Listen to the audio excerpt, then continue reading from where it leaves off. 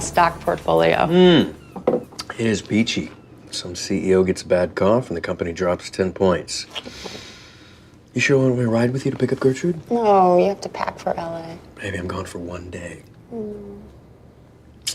So have you told Gertrude that you and I are a couple yet? No, but I think she's about to find out. Ah, is that right?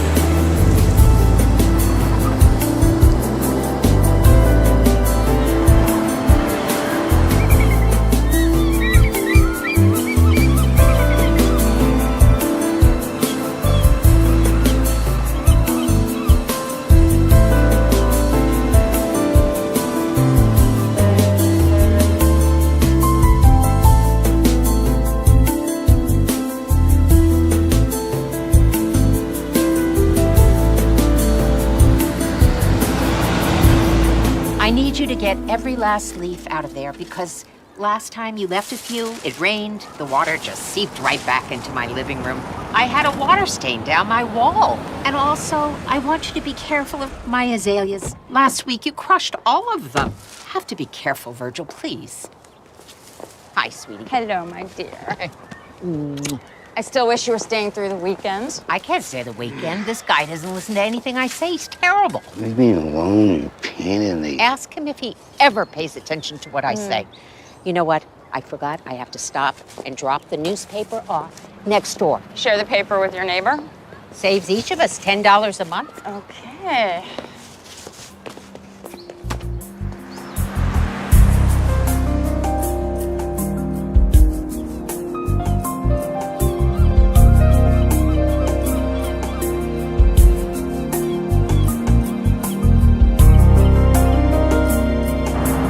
I really wish you'd sell the house. I have plenty of room. Or you could get something nearby so I can keep an eye on you. Check with me when I turn 100. You know you love this city. I'm serious about this, Gertrude. So am I.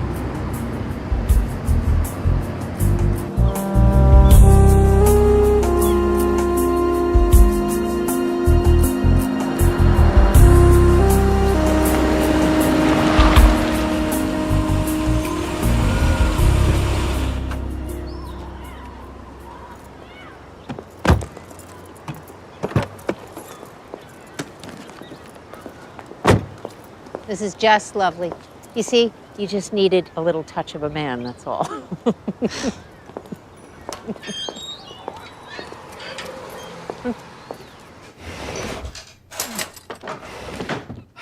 Gertrude?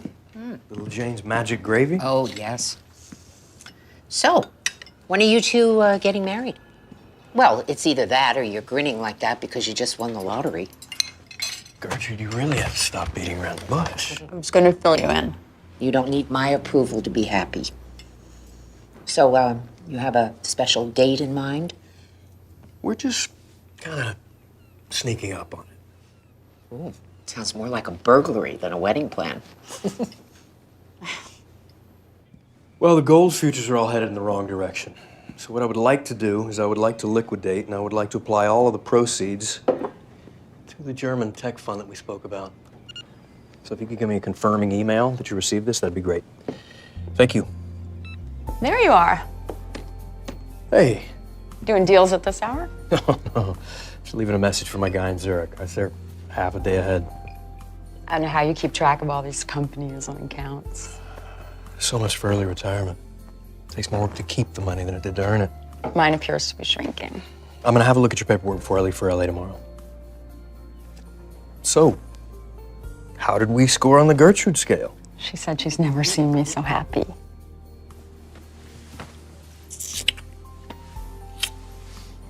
Tell me this. What is the greenest thing you've ever seen? Big fat emerald. No. A baseball field. Nope. A golf green. Ireland. I've never seen Ireland. Do you remember my trust fund in Switzerland that I spoke to you about? Uh-huh. Well, it's gonna mature in 3 months. And I really think that'll be enough to take care of us for the rest of our lives. So I was thinking we'd head to Zurich and stop by Ireland on the way back.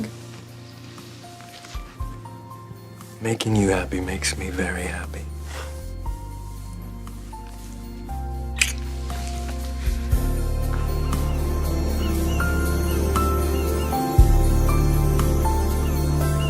So the football party's Sunday. I can pick you up if you want.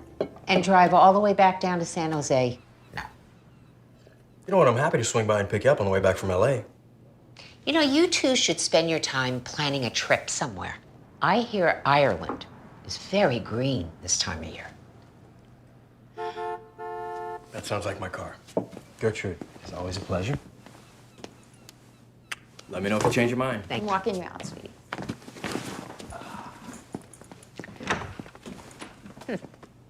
I had a chance to look at your portfolio this morning. Anemic, huh? You're not even keeping pace with inflation. But I'm meeting with a couple investor pals in LA, so I will see what we can do. Okay. Beat Henry Carmichael's, numbers on the fridge. My return will get me in at 10 a.m. on Sunday. Want me to pick you up? No. You have enough to worry about with the football party. Oh, Lipstick. Ready to go, sir? there you go. Are we good? Yeah. All right, I will call Gertrude when I land just to make sure she didn't change her mind. Okay. I love you. That's my line. Okay. I love you too.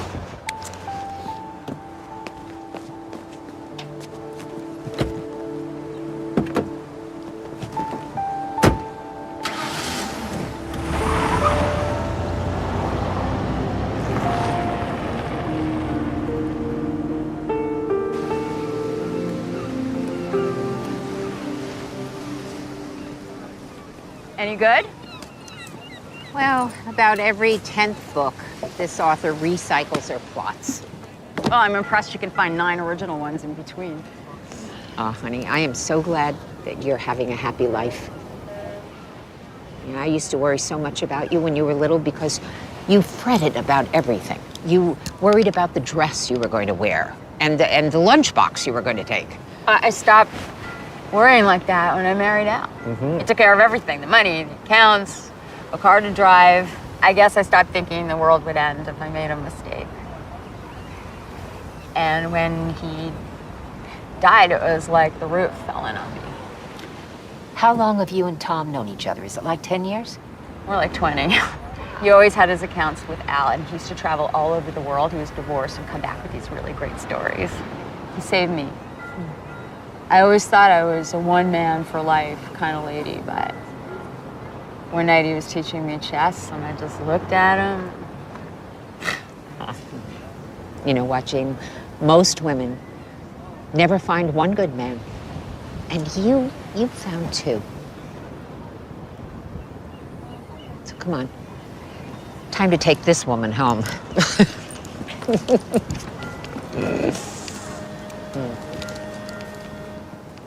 And no, I am not selling the house. I see that look.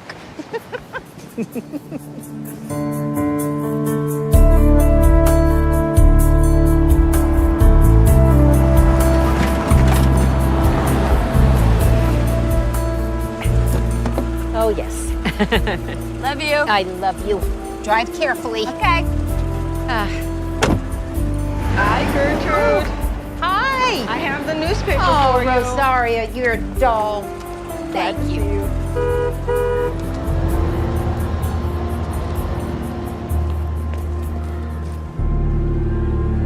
Oh, Virgil. My azaleas.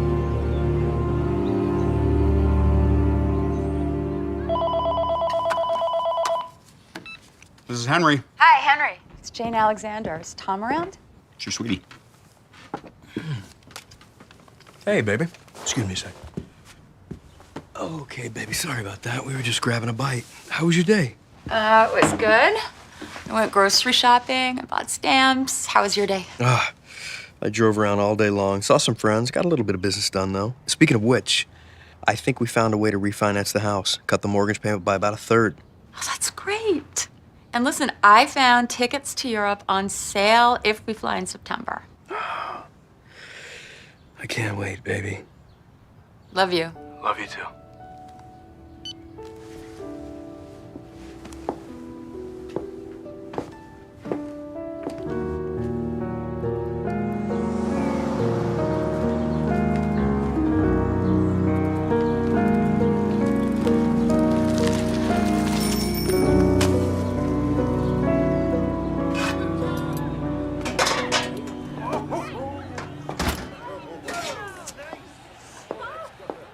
Yeah, that last batch went pretty quick. Let's not get them too stuffed immediately. You know, I'm no good at this. Look at. Sorry, sweetie. Hey. Plane took off late. These are for you. Thank you. Gave Gertrude a call, no answer. Oh, well, maybe she's in the garden. I don't know. Evelyn, how are you? Thank you very much for taking care of things in my absence. I'm trying to improve my cooking skills. Baby, is everybody here watching the game? Yeah. Excellent. Hey, wait. Janie left a big hole in your tray there.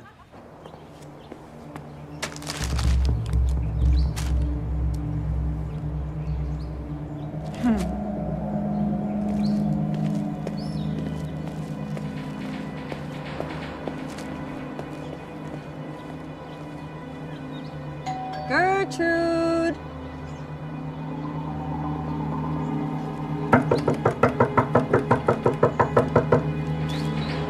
Gertrude.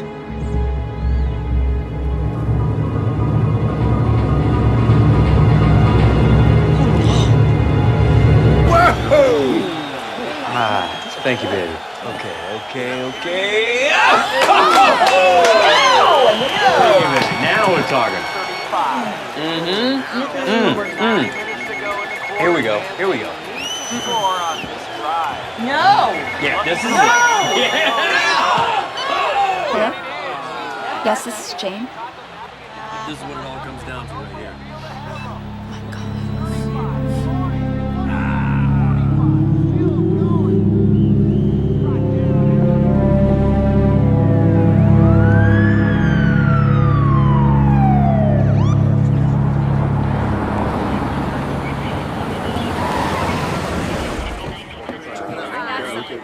Looking for our CSI.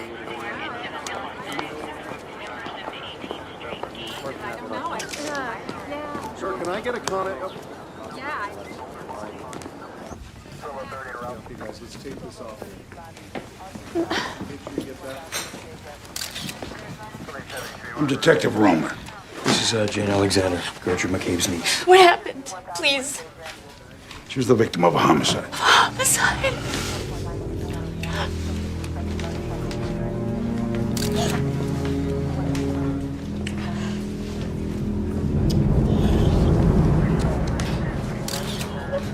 Who would do this? Who would do this to her? Maybe you better come, sir.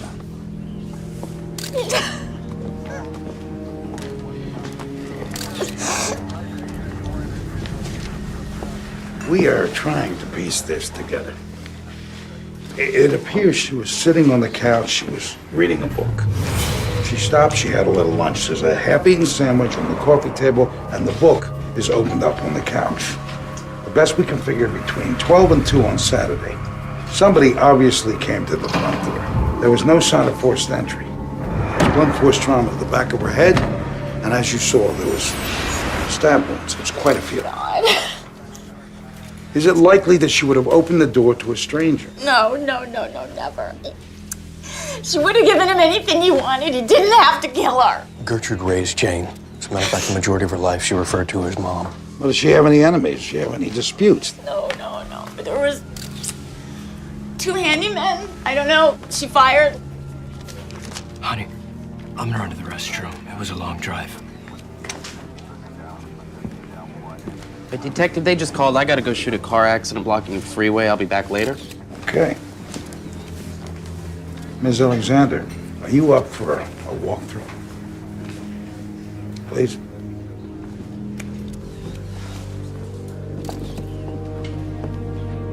What we're looking for is missing objects. Things the killer might have taken.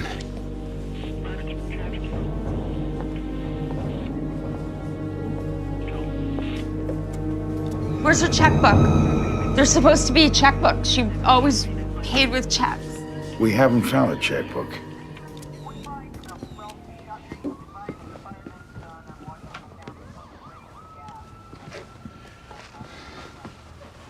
Anything missing here you can tell?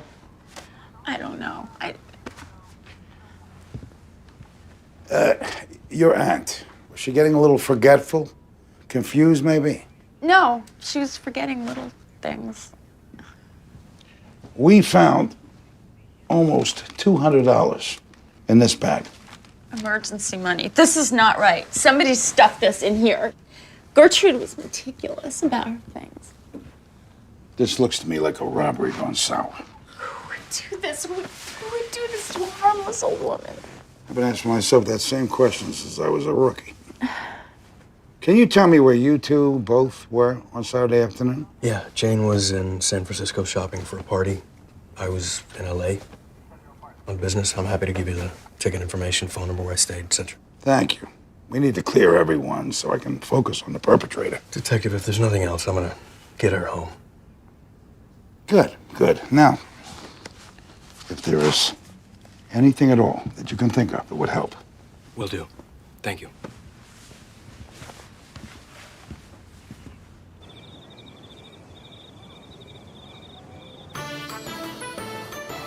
As we have been reporting, San Jose police are continuing their investigation into the murder of Gertrude McCabe, which they are calling one of the most brutal and senseless crimes they have ever witnessed. Babe, why don't you take a break? No, I have to write it all down. All of it. You need to eat something. The only thing I need to do is make this monster pay for what he did to her. I know. Gertrude was my life growing up. She raised me. Mom died. She was the one who raised me. She did my schoolwork with me. She took me to the movies. No child ever had a better mother. I should have made her sell the damn house and live with us. Okay, well, there's no way you could have forced her to do that. That wouldn't have made her happy. Eating what you wanted her to, when you wanted her to. No. I should have taken care of her. I should have looked after her. I'm gonna get this murderer. It's the last thing I do. Okay. Come here.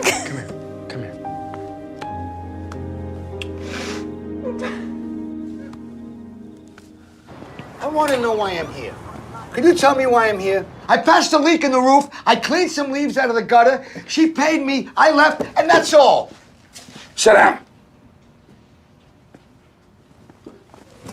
Did you get along with Mrs. McCabe? Yes, I got along with her. Listen to me, Mr. Jackman. Virgil, someone killed that old woman. Maybe it was someone who thought they got shortchanged. Nobody shortchanges me. Yeah, I sense that about you. Sit tight.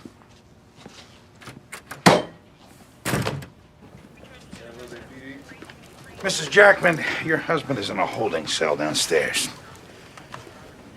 It says in this file that you and he ran a retirement home in Florida, and that Virgil was fired for getting funny with the old folks' money. Virgil can get funny with anything he puts his hands on. Did Virgil have a beef with Mrs. McCabe? You listen to me. If Virgil is responsible for Mrs. McCabe's death, I don't have any issue with you.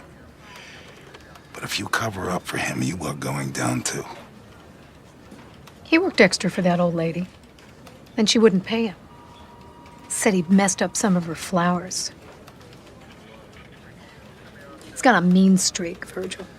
Was Virgil responsible for Mrs. McCabe's death?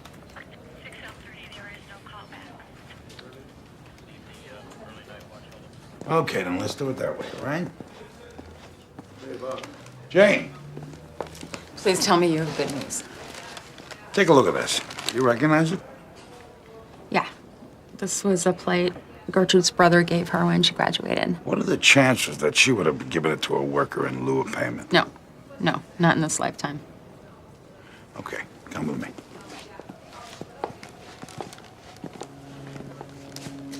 Can you identify that man? Yes, he was her handyman, Virgil. We found this plate in the trunk of his car. His wife said he did it. We haven't found the checkbook yet, but the bank said the last check to clear was to Mr. Jackman, and it was cashed just a few hours after your aunt's death.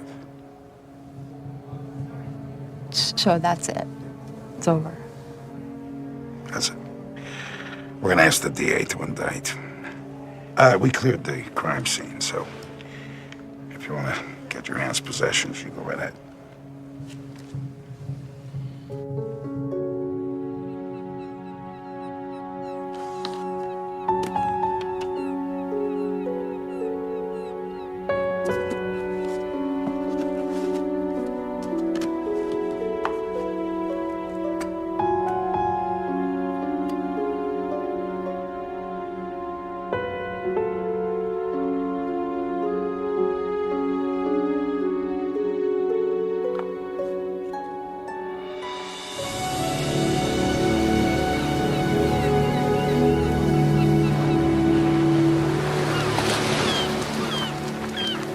You know what I can't figure?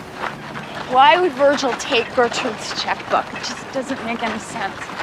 Maybe he wanted to paper the town with bad checks and then split. I mean, think about it. It'd be a lot easier than pawning her jewelry. Come on. Let's change the mood just for 15 minutes, all right?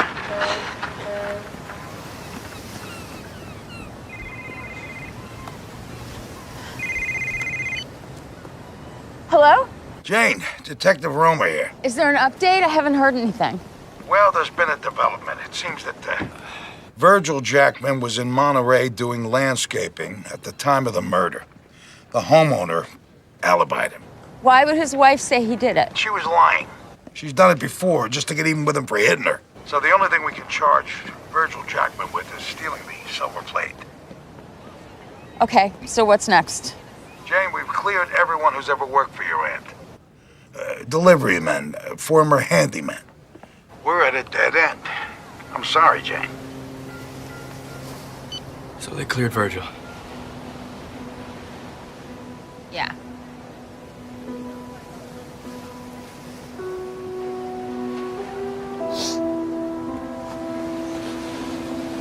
Hey. It's a cop's job to find the killer. It's my job to take care of you.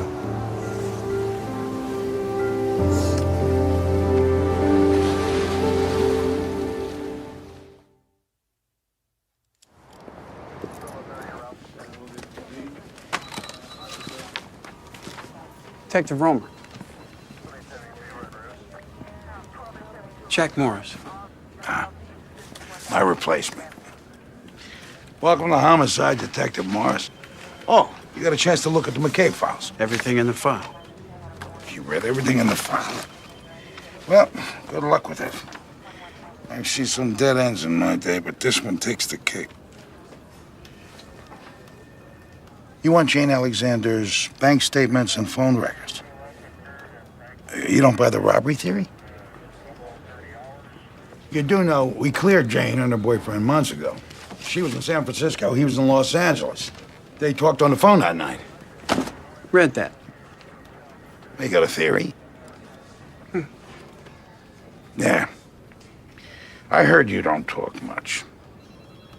Your captain of narcotics said you were the best interrogator he's ever seen.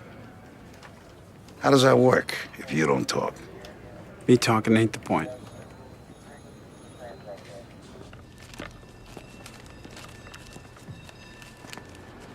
You realize it's July, right?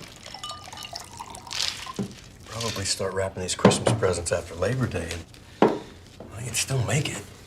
There's something missing, Tom, and it's about the checkbook. Maybe I really think we ought to take that trip to Ireland. Let the police do their job. You're gonna go crazy if you keep this up. I can't go anywhere right now. I'm not gonna allow whoever did this to make you a victim as well. I'm not.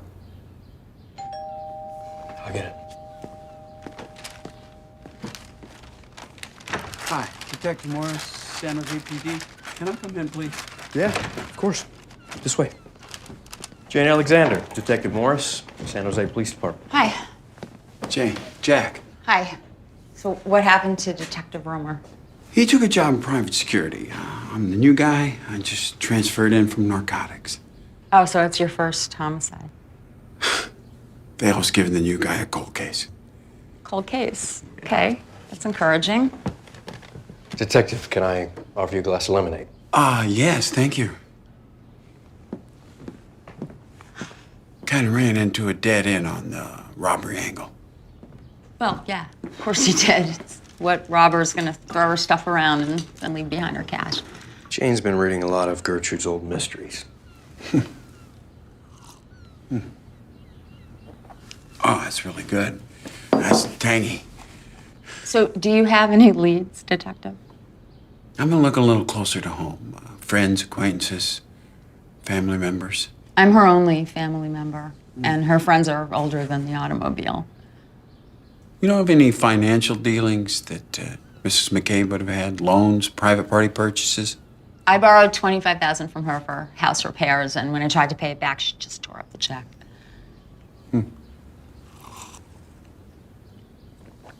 Boy, that is really good. It's a lot better than the stuff in the can. Do you know what Mrs. McCabe's estate was worth? Houses, insurance? Well, it's all tied up in the homicide, even the insurance. Oh, right. I have a feeling you already know this, Detective. I've been looking at it. And I think it's worth about $1 million. Probably. Oh, one more thing. We're fingerprinting anybody who was a regular at the McCabe house. Would you two mind coming down tomorrow to be fingerprinted? Not a problem, of course. Great. Lemonade was spectacular. Thank you. I'll see him out.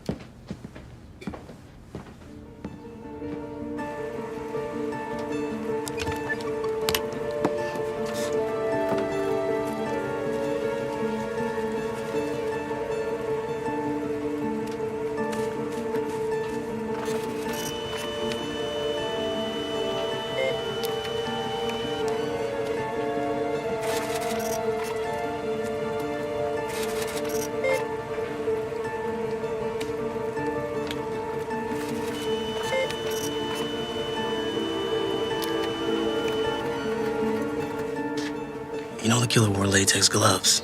There are no prints. Sometimes you have to stir the pot.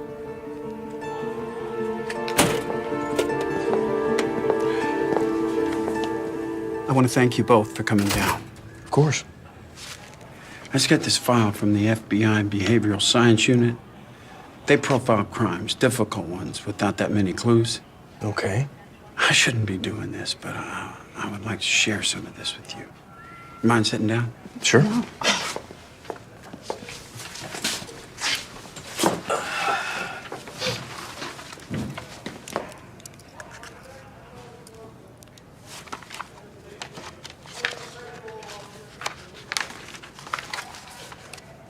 It's probable the killer or killers were known to the victim and acquainted with her normal routines. The lack of a forced entry and trauma to the back of the victim's head indicates she trusted her assailant enough to permit him entry and turn her back. Or maybe she turned her back to run? Since investigators have yet to identify missing objects other than the victim's checkbook, the ransacking may be viewed as an attempt to mislead investigators into thinking the crime was a robbery. The repeated attempts at killing the victim, which included multiple stab wounds and bludgeoning, suggest the killer was inexperienced in the commission of a violent crime. The most likely motive for the murder of Gertrude McCabe was to gain the proceeds of her estate. Do not eliminate the possibility the killer is a woman. Are you insinuating I killed my aunt, the woman who raised me? I'm just reading from the report. Okay, you know what, Detective? This is ridiculous. First of all, Jane doesn't need anyone's money. I've got a trust that I'm about to cash that will more than take care of us financially, and she's very aware of that. Not to mention the fact that she was in San Francisco at the time of the murder. You know what, Beatty? I think the detective here is not interested in solving a murder. I think he's interested in clearing a case. You're wasting your time, detective. And meanwhile, there's a murderer getting away with it. I think it's time we get you an attorney.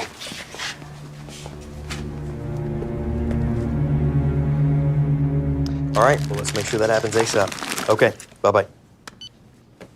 Tom, they can't really believe I had anything to do with it. I have a bad feeling that Detective Morris doesn't quite see it our way.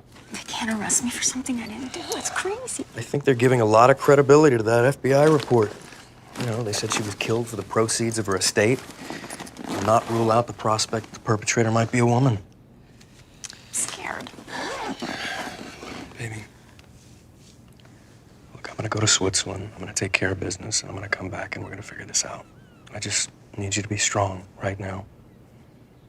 We're gonna be together forever. I just need to know that you're okay. Your finances are okay. The house is taken care of. I love you so much. I love you too. It's gonna be fine.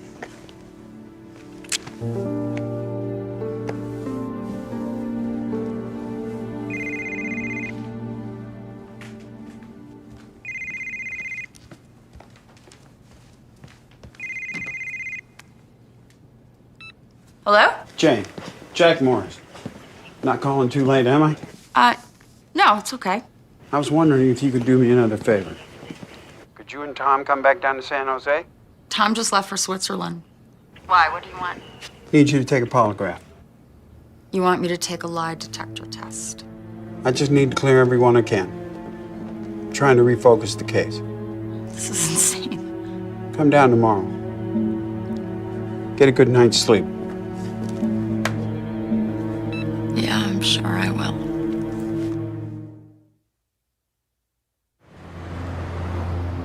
Just simply ask the questions. I'm Jim Rode, Jane's attorney. I'd like to see the questions that you're going to ask her. Chris.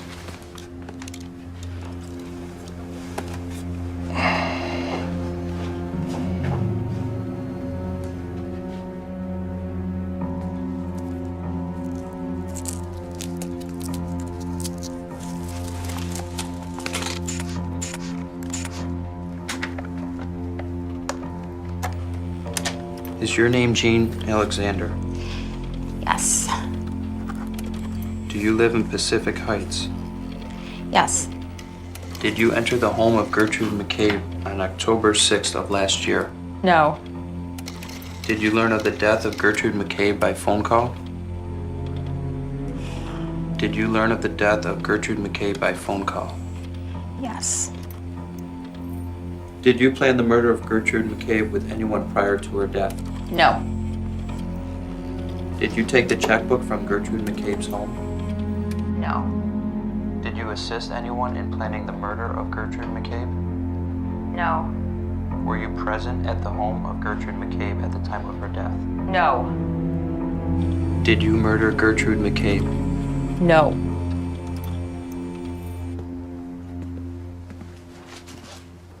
You didn't do it. Of course I didn't. I was pretty sure you didn't. Why did you put me through that? Had to make sure you had no involvement before or after. Are we done here? Sure. What's your next step? Same old step. Catch a murderer.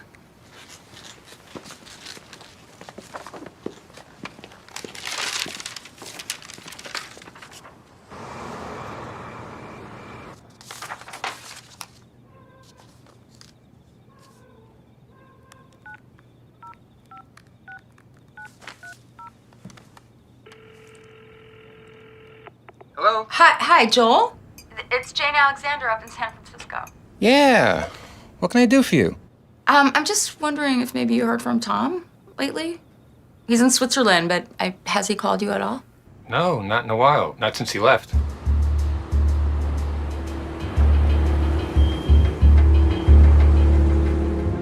If he calls you, can you just ask him to get in touch with me?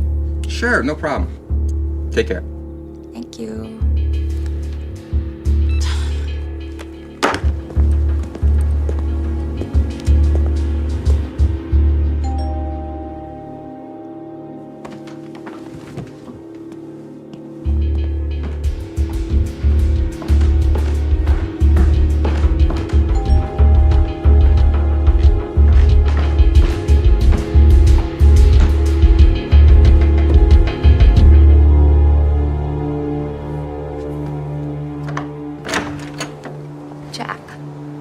got some coffee? I got something you need to see.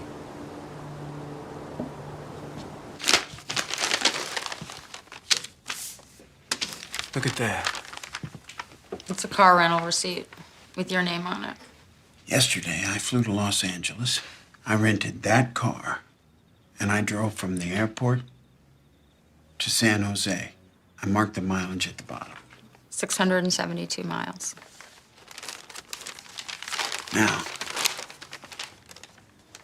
look at this receipt. Henry Carmichael. That's the same car, same license plate.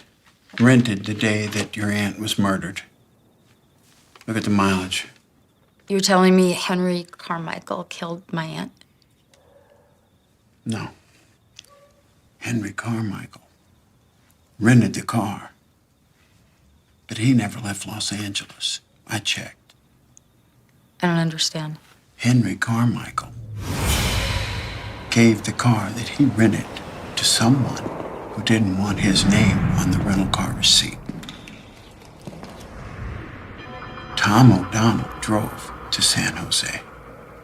Tom O'Donnell murdered Gertrude McCabe. Have you gone completely mad? I've known this man for 20 years. I've never even heard him raise his voice. The mileage points to Tom. What possible motive could he have? The oldest motive in the world. Money. Your aunt's estate was worth almost $1 million. No, Tom is not related to Gertrude. He doesn't get a penny. I knew this was going to be difficult for you. No, I'll tell you what's difficult. My aunt is dead. And since you can't nail it on me, you're going to nail it on someone else who had nothing to do with it.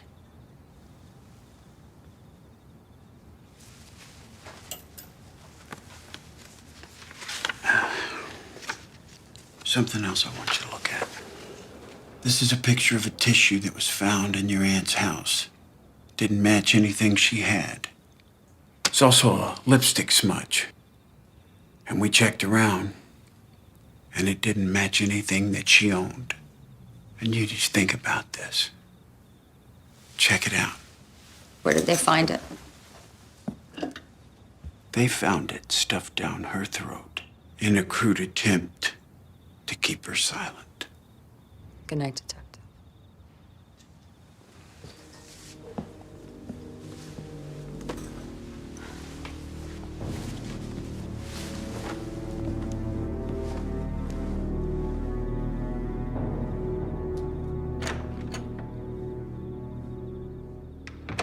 This detective said you rented a car and gave it to Tom.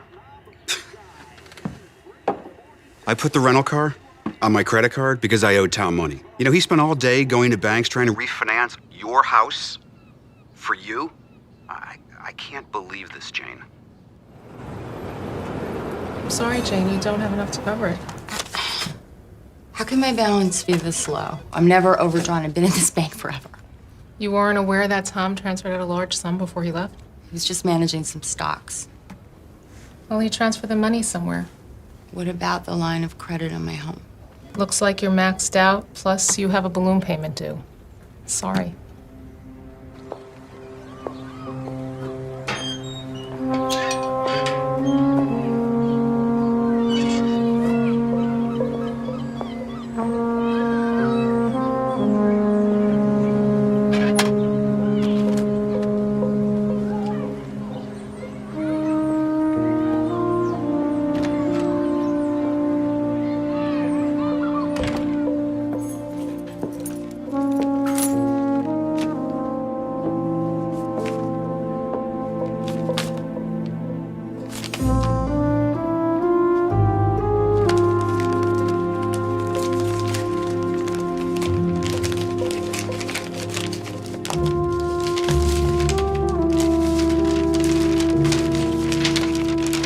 Dearest Jane, I asked a friend to forward this letter to you. When I returned to Switzerland, the authorities were investigating my former business partners for some of our transactions.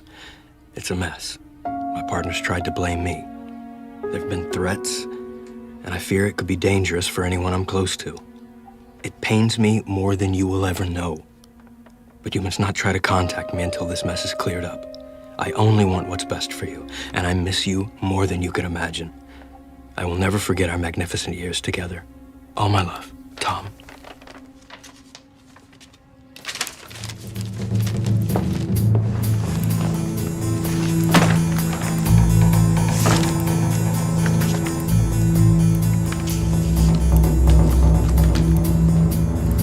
This is a picture of a tissue that was found in your aunt's house. It's also a lipstick smudge. And we checked around, and it didn't match anything that she owned.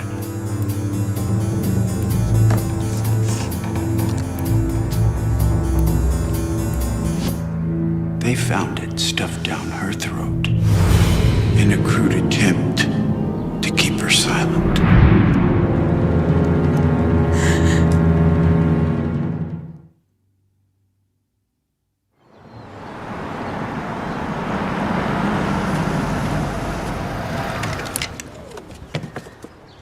This is an antique. It belonged to my aunt, so 200 is the best I'm gonna do on that. Okay, so thank you very much. I got a message you wanted to see me. Something important? Yep. You moving? No, the bank foreclosed on my house. I owe more than it's worth, so they're just gonna take it off my hands. Let's go inside. Abby, you can keep an eye on this, right?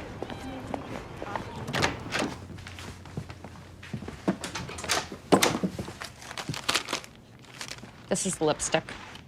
I kissed him when he was going to LA, and he wiped it off and put the tissue in his pocket.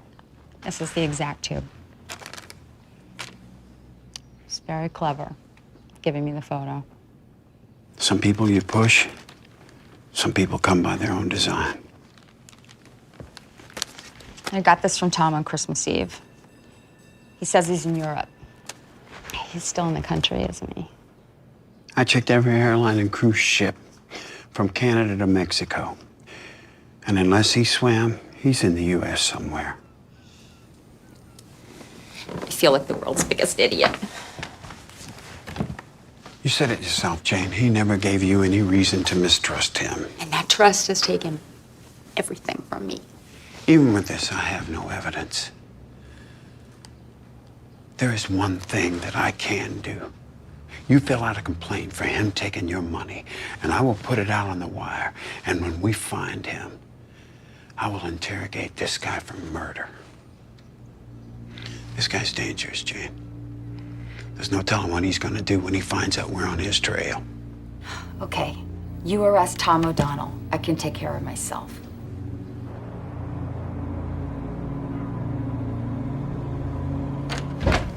It's kind of small. Ooh, kind of small. You know, maybe it should come with a shoehorn or something. What do you think? It's cozy. Wait a minute. Come on, you're not seriously thinking of living here. It's very cheap by San Francisco standards. Well, how about free? Come live with me and Bob. I can't let you stay here. Ev, you're a great friend, but I dug myself into this hole. I'm digging myself out of it.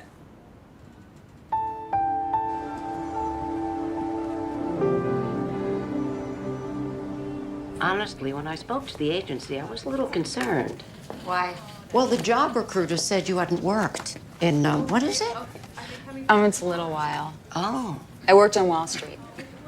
Makes me wonder why they sent you here. Something about nobody else wanting this job. Okay.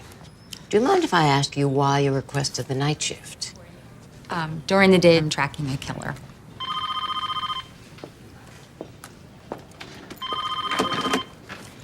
Cathedral Hill Rest Home, how may I direct your call?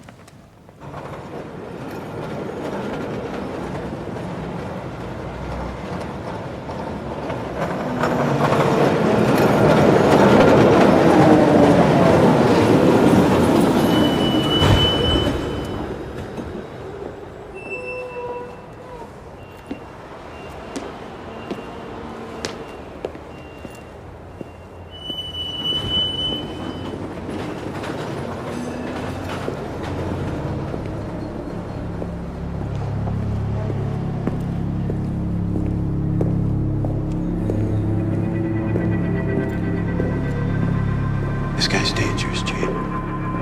There's no telling what he's gonna do when he finds out we're on his trail.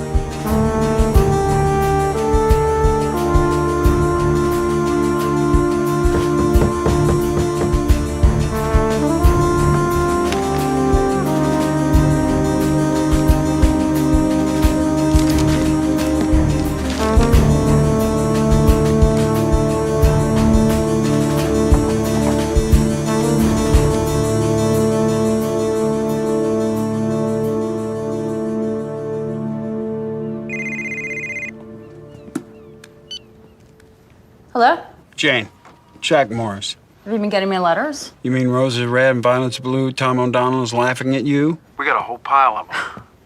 You can expect more. Jane, listen to me.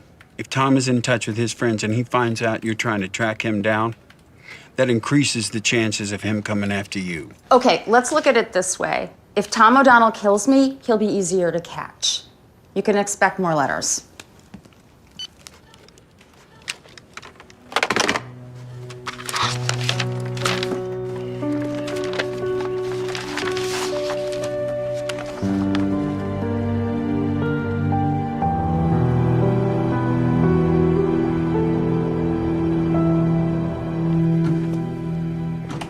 Good night, Jane. Try to keep awake. Okay.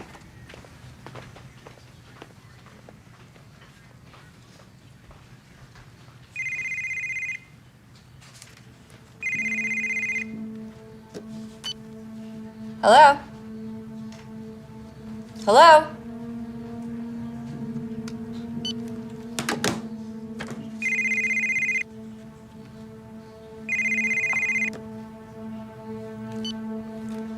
Hello?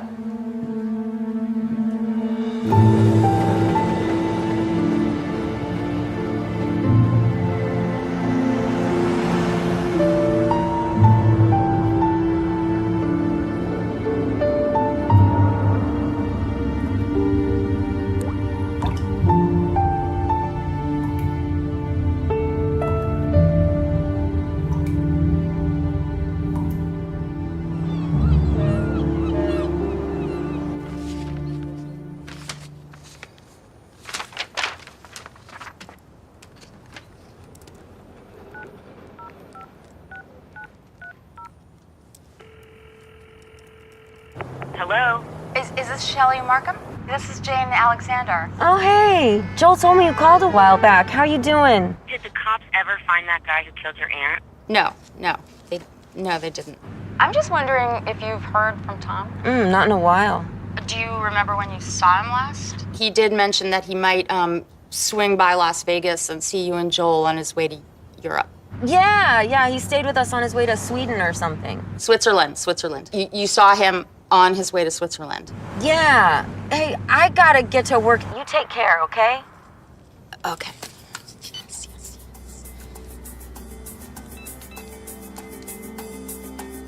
Jack, you have to take a trip to Las Vegas.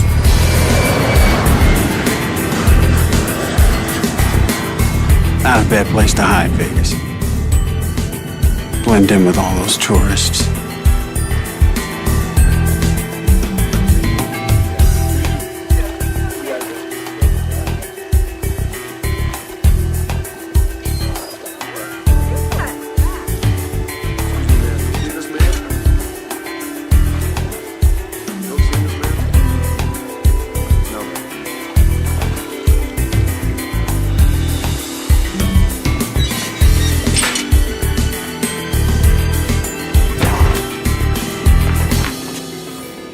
Hello, cowboy.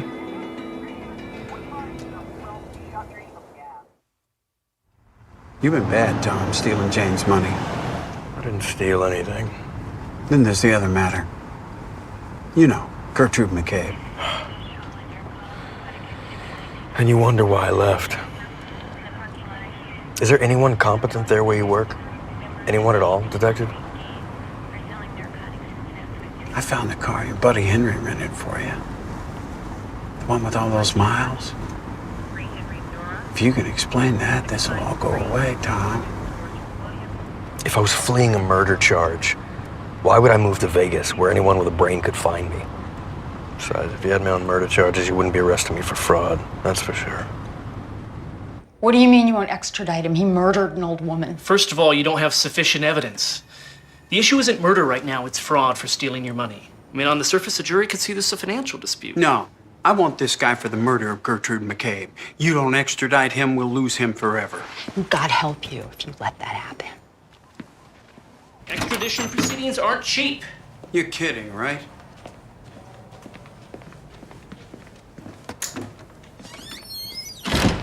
How do people like that get in power? They get elected. Not by me. So where are we? Well, unless we can wave a magic wand and get him to volunteer for extradition. Tom and Donald walks tomorrow. Not if I can help it. Don't do something you're gonna regret.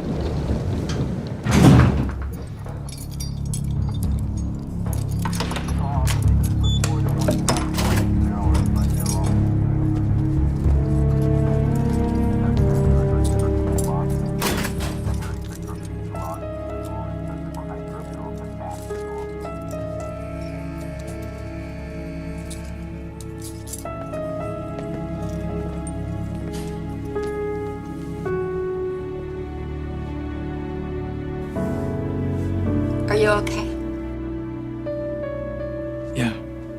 Yeah, Jane, I'm fine. Why? Jane, why would you do that to me? I didn't want to file the fraud complaint. Tom, please. The bank was going to come after me. I never wanted to do it. But you know why I took that money. I took it so I could go to Zurich and cash the trust for you. I did that for you. And now you know what that crazy detective is saying? That I killed Gertrude. Me. I know. Have you ever seen me hurt anyone? Never. Threaten anyone? No, never. Tom, please come back willingly and talk to them. Don't make them extradite you. Please. I would never testify against you. And I'll drop the fraud charges. I settled Gertrude's estate. I'm going to get you an attorney. I'll post your bail. Please come back.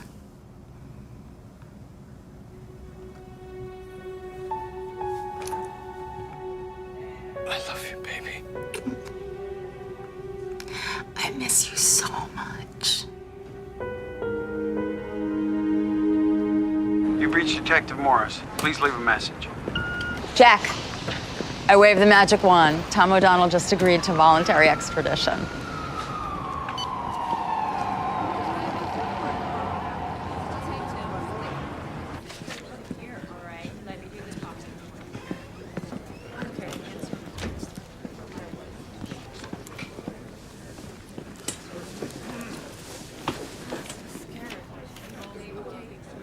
All rise.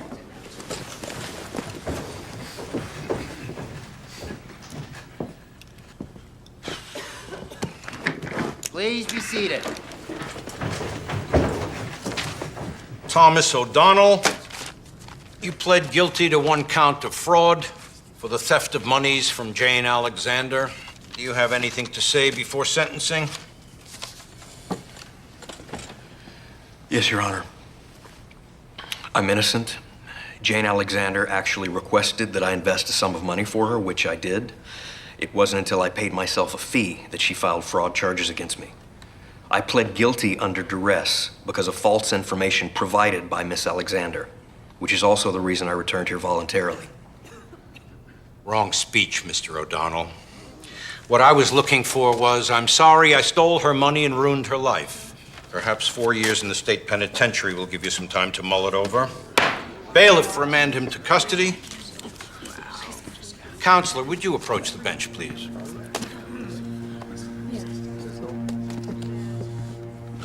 But we still can't charge him with murder. DA needs more evidence. Right now, Tom's got an alibi for everything.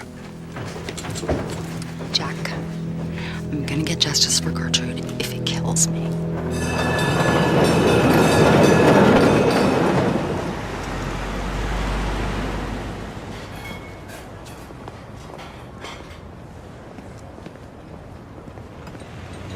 Excuse me, do you know where Margaret is? Over there. Thank you. Margaret. Jane, how are you? I heard what Tom did, taking your money. I can't say I'm surprised. Why's that? Well, my husband and me gave him money to invest. We never got no statements, nothing. He said the company went bankrupt. Big lie that was. Margaret, I was looking at my phone bill and I noticed he called you the morning my aunt was murdered. He called to say she died and that he was coming into some money so he could finally pay us back. I gotta go. Are you sure that was the morning Gertrude was killed? He called you 3 times that month. I'm pretty sure. There was a football game on TV, 49ers and Broncos. I really gotta go, sorry. Homicide, Detective Morris. Jack, Tom called his niece and told her Gertrude was murdered an hour before we knew she was dead. And he told her I was coming into Gertrude's money, okay? So there's your motive. She's sure. That's the only call he made to her during that period. No, he called her 3 times that month, but she's pretty sure because she remembers the football game being on. I'll call the DA and let him know.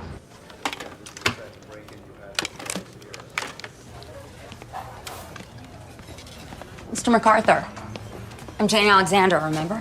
Did you review Detective Morris's note on Tom O'Donnell's niece? The note says Margaret Wilson was pretty sure about the date of Tom's call. I can't convict on pretty sure. You're a pretty good prosecutor, right? What is it, 82% convictions on major felonies? A lady who does her homework. Yeah, well, somebody has to. Batting average like that should earn you a big fat salary in private practice, right? I'm gonna need more than this. And I'm gonna need a prosecutor with some guts. You don't happen to know where I can find one, do you? Joyce Saldano. The guy in my office calls her the queen of lost causes. She'll try any case if she believes in it. Thank you.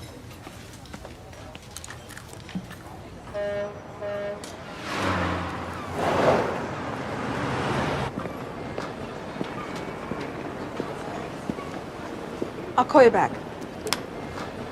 Jane. Yeah. Joyce Saldana. Hi.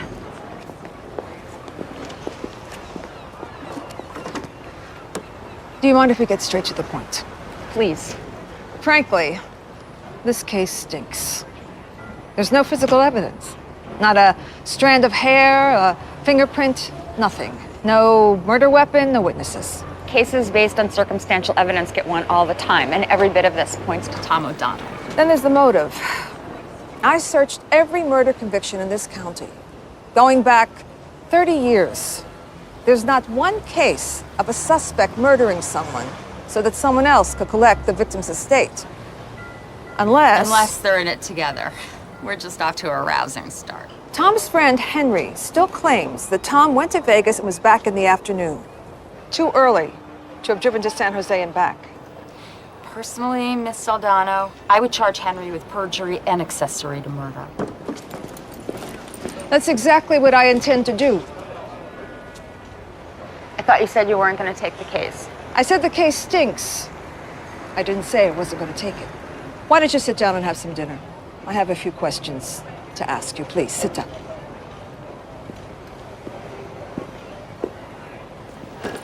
Fire away.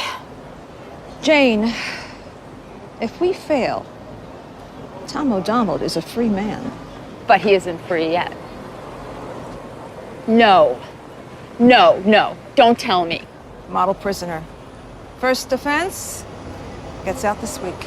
He only had to serve 9 months of the 4-year sentence. See, this is why they call it the criminal justice system, because it's criminal the way they administer justice. Just don't ask me to hide from him. You know, Detective Morris tells me that you're quite adept at finding the little pieces of this puzzle. I sure could use some more pieces.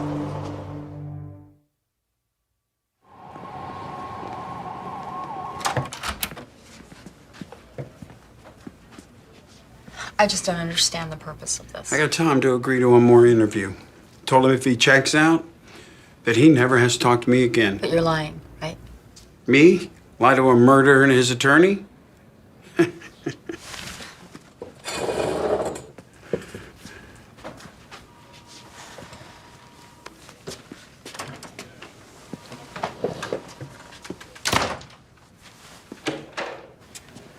Charlie Vaughn, Mr. O'Donnell's attorney. I want to remind you, Detective, that we're here voluntarily.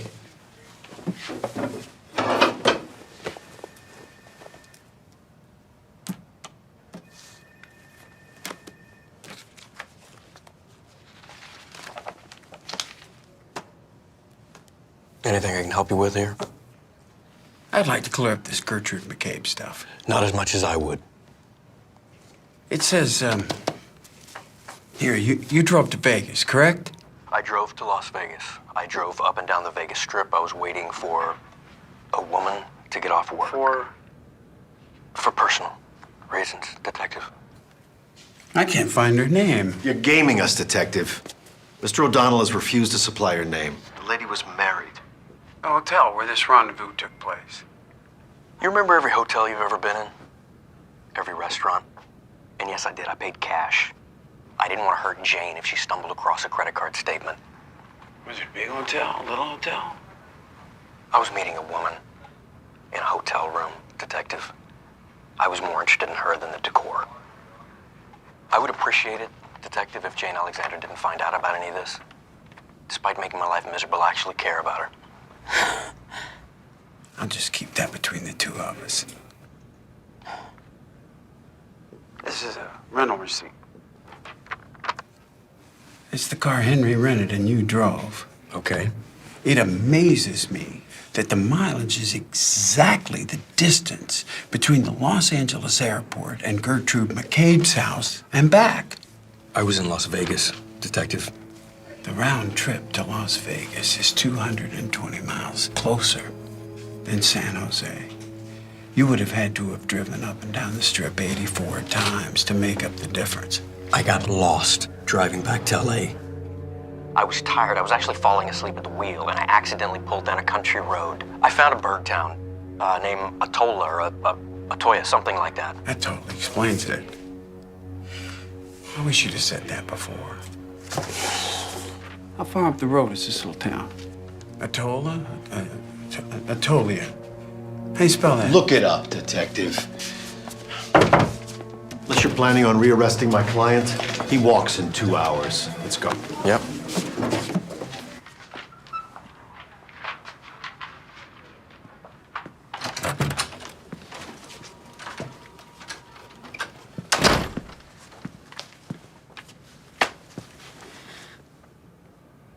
At least he really cares about my feelings. He's that kind of man. You think you know someone your whole life, and one morning you wake up to the double. They're gonna let him go. And you have to be more careful than ever.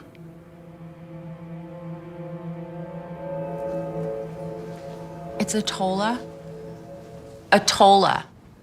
Anything. Attolia. Anything. It's a town.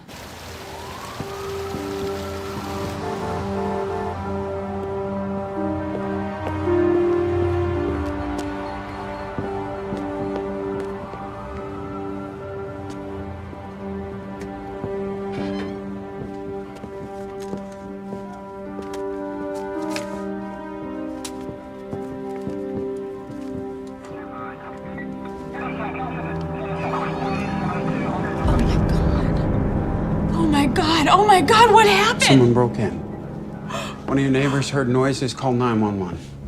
I put you on a watch list with the San Francisco PD. I came as soon as they called.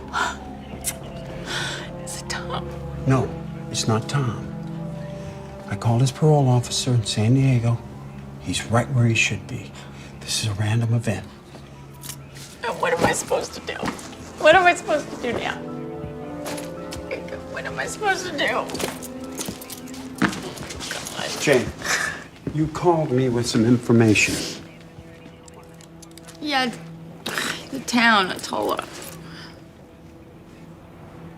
Atola is a ghost town. I talked to the sheriff. No one's lived there for 40 years. Tom probably found a map in the prison library and calculated how far he had to drive to make up the mileage on the rental car.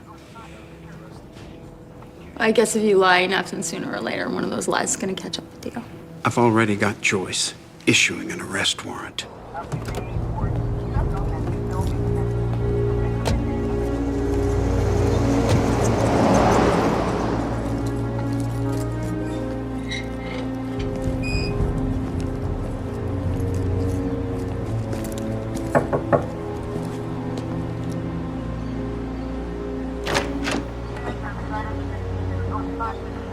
They've been living together for months. Hey, baby. He met her online using a computer in the prison library. Told her he was an investment banker. That's how he can afford the fancy lawyer. He found another one as pathetic as me. The pathetic one is in handcuffs.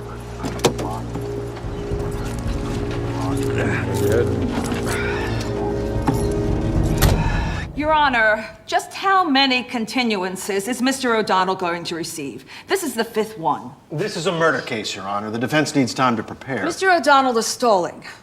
His alibi witness, his pal, Mr. Carmichael, has cancer. Mr. Carmichael is afraid I'll slap him with perjury when he's called in to testify. Mr. O'Donnell is stalling until Mr. Carmichael dies. Well, if that happens, we'll proceed without Mr. Carmichael's testimony. Until then, Mr. O'Donnell will remain in jail. I know you've had a long day, and I'm not going to keep you here any longer than I have to. But there's something I have to show you. These are the original photos taken at the crime scene. This picture was misfiled, taken by a second photographer later that day. Someone put the checkbook back in the drawer while you were still in the house. Where was Tom? At one point, he excused himself to go to the bathroom. Unbelievable. This guy's a piece of work. He put the checkbook back in the drawer, not knowing the desk had already been photographed. Why would he do that? Because he knew the estate, the big money, would be tied up with the homicide.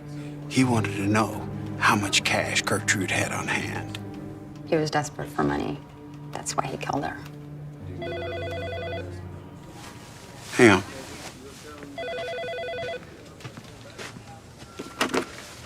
Morris. Henry Carmichael's dead. Tom's attorney's demanding the right to a speedy trial.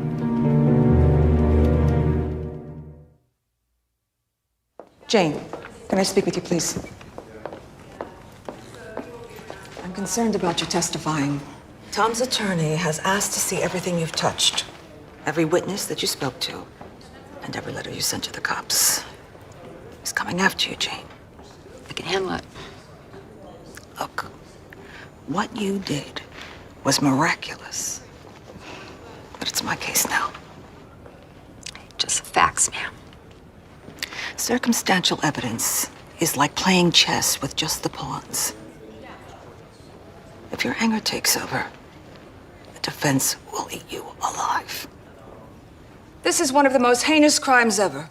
The cold, calculated, and remorseless murder of Gertrude McCabe.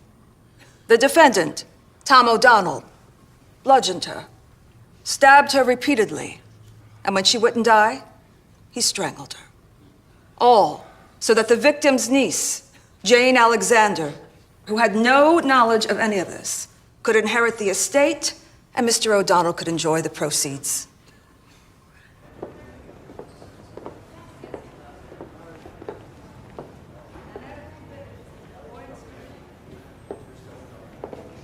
Would you stop, please? You're driving me crazy. You're gonna have to chain me up.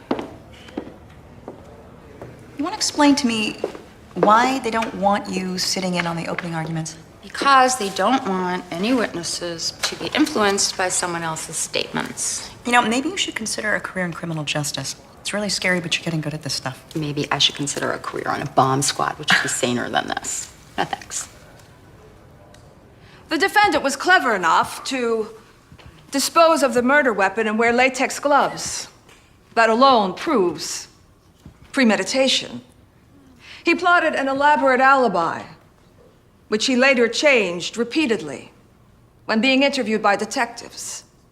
Our case is built on circumstantial evidence, and all of it points to the defendant, Tom O'Donnell.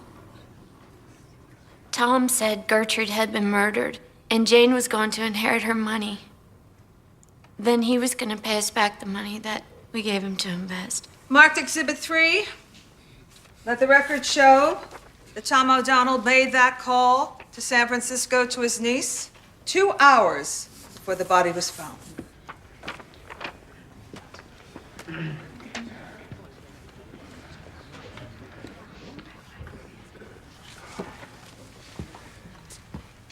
When did you first hear your uncle mention Gertrude McCabe's death before her body was found?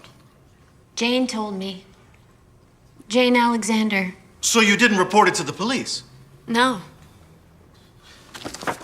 This whole thing, the time of Gertrude McCabe's death, your uncle being the alleged culprit, all of this came from Jane Alexander. Yes, she came to visit me at work. And what was the reason for the visit? Objection calls for speculation. It establishes the underlying motive of the prosecution's star witness. I'll allow. She was looking into who killed her aunt. Detective Morris, this was a difficult case, wasn't it? Yes. So difficult that you felt like you needed to seek outside help. Defense Exhibit 11, Your Honor. This is a report from the Behavioral Science Unit of the FBI, a report you requested. Would you read the underlined portion, please? The most likely motive for the murder of Gertrude McCabe was to gain the proceeds of her estate. Do not eliminate the possibility the killer is a woman. I'm sorry, one more time, the last piece there. Do not eliminate the possibility the killer is a woman. Which led you to suspect Jane Alexander. Until I found out she was still in San Francisco at the time of the murder. Providing your theory about the time of the murder is correct. The body wasn't discovered for at least 24 hours.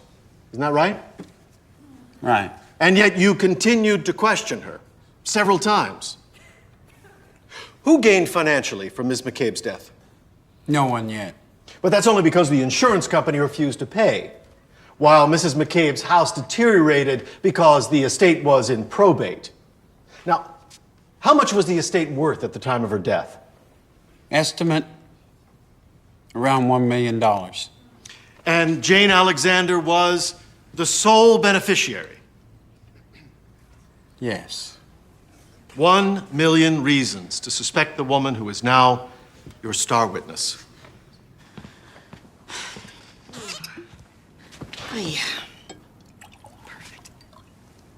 Nobody said anything, but I can tell from Joyce's face we're not doing so well. Well, I hate to say that I agree with you, but I gotta say that I agree with you. You're trying to pin this on me. And we can't even tell the jury I passed the polygraph. Jane, how does anybody get through an ordeal like this? I mean, They don't. They take their poison 1 grain at a time.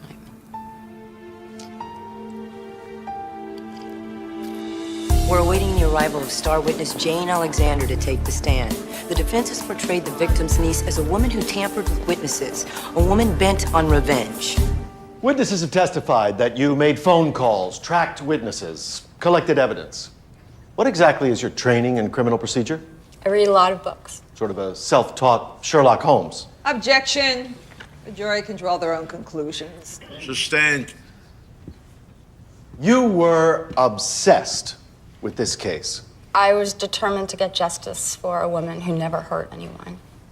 Mr. O'Donnell's niece, Margaret, whom you visited, knew you were out to get him. Objection. Sustained. Please, would you rephrase?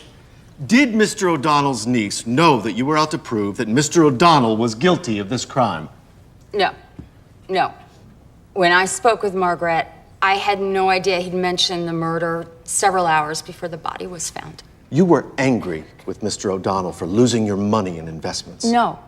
At the time of my aunt's murder, I was unaware of his theft. But you became angry, vengeful that your financial setbacks eventually cost you your house. They weren't financial setbacks, Mr. Vaughn. Your client robbed me. But your anger had to have fed this desire to see Tom O'Donnell behind bars. Justice is fed by many things, common decency being one of them. Prior to her death, how much money did you borrow from Gertrude McCabe? Prior to her murder, I borrowed $25,000. Which you never repaid. So once she died, you were off the hook.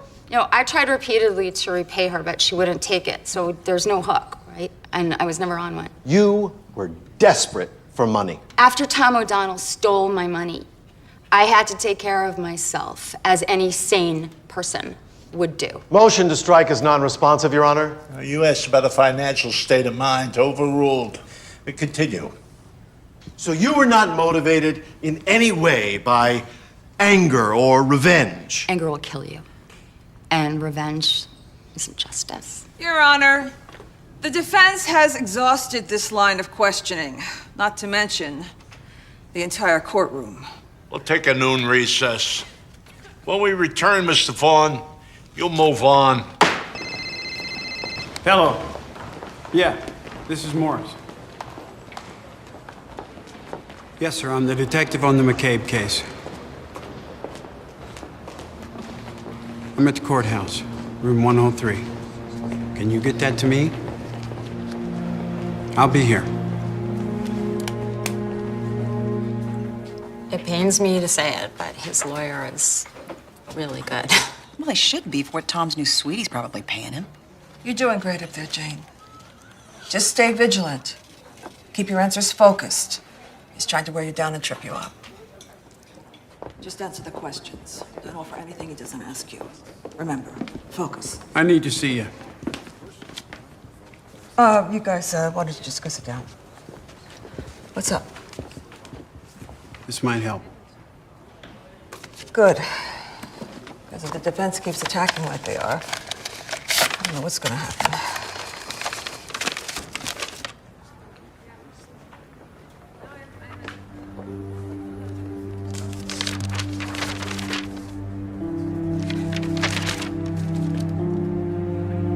Let's not say anything about this right now. Thank you.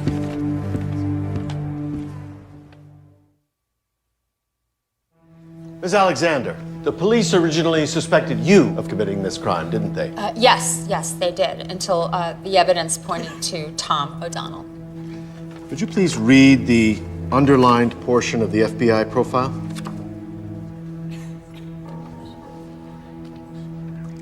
Do not eliminate the possibility the killer is a woman. Pretty damning conclusion. Well, it's just wrong, because he's the killer. How much money did you stand to inherit when Ms. McCabe died? Gertrude McCabe was murdered. A forensic accountant said it was $1 million. You really had no idea? I'm not the one who put a dollar sign on her life. You told friends and police that you would do anything to convict Tom O'Donnell of this murder. Originally, I told them I would do anything to clear his name. Then this evidence started piling up, and even a fool like me had to believe it. You told police that in all the years you knew Tom O'Donnell, you never met a kinder man, that he never used an unkind word. Yes, that's true. That's true. I was completely fooled by him. And then all of a sudden, this gentle, generous man turns into a cold-blooded killer? Yes, he did. I'm sorry, Miss Alexander. It just doesn't seem plausible. Nothing further, Your Honor. The defense rests. Miss Aldano, does the prosecution want to re-examine the witness? Briefly, Your Honor. I'd like to submit this document that I've just received as evidence. Objection. Permission to approach the bench. Your Honor, the defense was not given proper notice.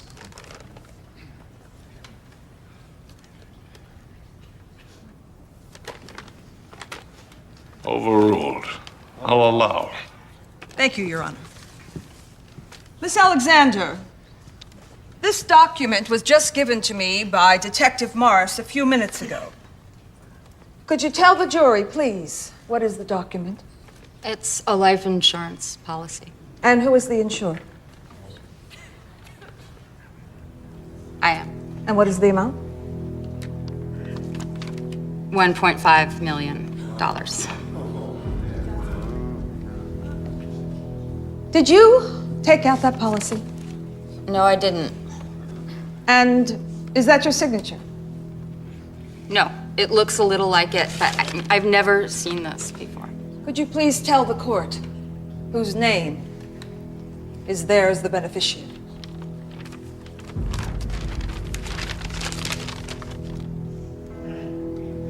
Tom O'Donnell. Jack was right. You were gonna kill me next.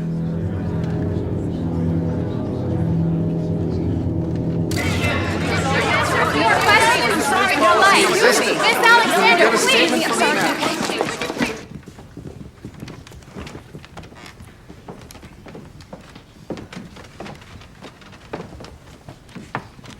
All rise. Please be seated. Now, in the matter of the People versus Thomas J. O'Donnell, and the sole count of murder in the first degree, how do you find? We, the jury, find the defendant, Thomas O'Donnell, guilty. Mr. O'Donnell, given the time that it has taken to bring this case to justice, and the jury has found you guilty, do you have anything to say for yourself? Yes, Your Honor.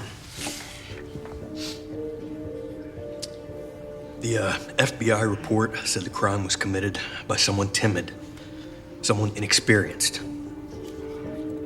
Understand me, I was raised in Montana. I know how to hunt and kill. I've killed deer, elk, bear, and I know how to do it with a gun, knife, or stick. If I wanted to kill Gertrude McCabe, I'd do it right, clean and fast. Not like some pathetic amateur.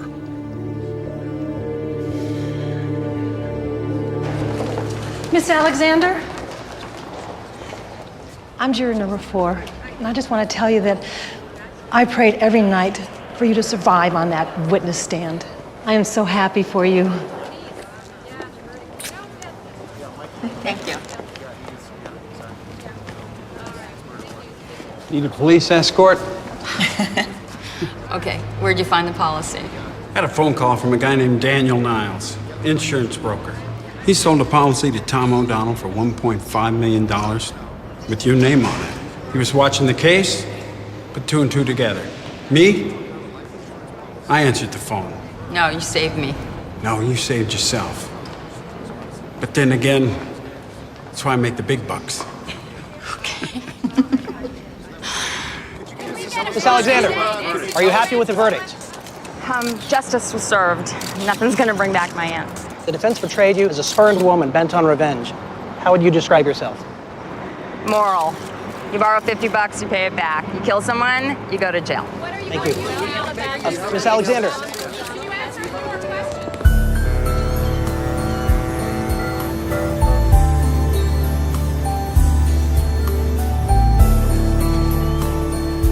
Miss Alexander?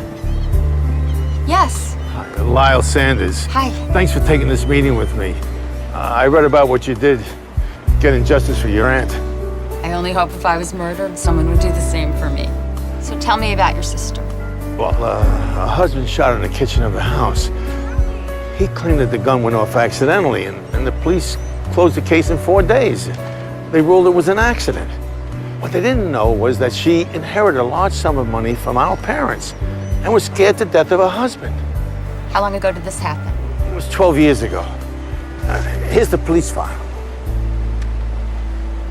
I'll call you as soon as I read it. Thank you. Thanks a lot.